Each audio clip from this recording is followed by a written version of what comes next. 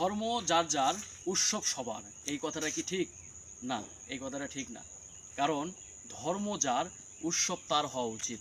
কারণ আল্লাহ পাক কোরআনে স্পষ্টভাবে জানিয়ে দিয়েছেন, লাকুম দিনুকুম অল ইয়েদিন, ধর্ম যার, উৎসব তার। তাই আসুন আমরা সবাই নিজ নিজ ধর্ম পালন করব, নিজ নিজ উৎসব পালন করব। যেমন আমাদের এখন দেখা যাচ্ছে পূজাতে অনেক মুসলিম এই পূজাতে যায় তারা হিন্দুদের সঙ্গে অনেকভাবে তাদের আনন্দে ফুর্তি এগুলোতে মিলিত হচ্ছে। তো এই মিলিত হওয়া যাবে না, কারণ এই মিলিত হওয়াটা একদম আল্লাহর সঙ্গে শিরক করা।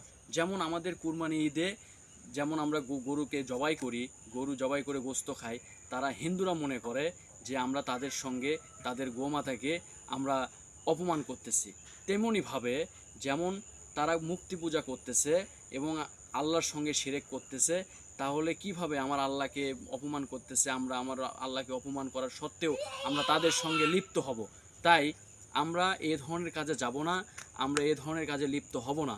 তাই আল্লাহ পাক সবাইকে বোঝার তৌফিক দান করুক, আমরা সবাই বলি আমিন। আর আরেকটা কথা বলতে চাই সর্বশেষ, যে আমাদের বগুড়ায় কন্টেন্ট ক্রিয়েটর যারা আছেন তারা এই ভিডিও বানানোর নেশায় তারা বলতেছে যে ধর্ম যার যার, উৎসব সবার। এই কথাটা আসলে ঠিক না। আপনি একটা ভিডিও বানানোর কারণে আপনার ইমানকে আপনি নষ্ট করে ফেলতেছেন।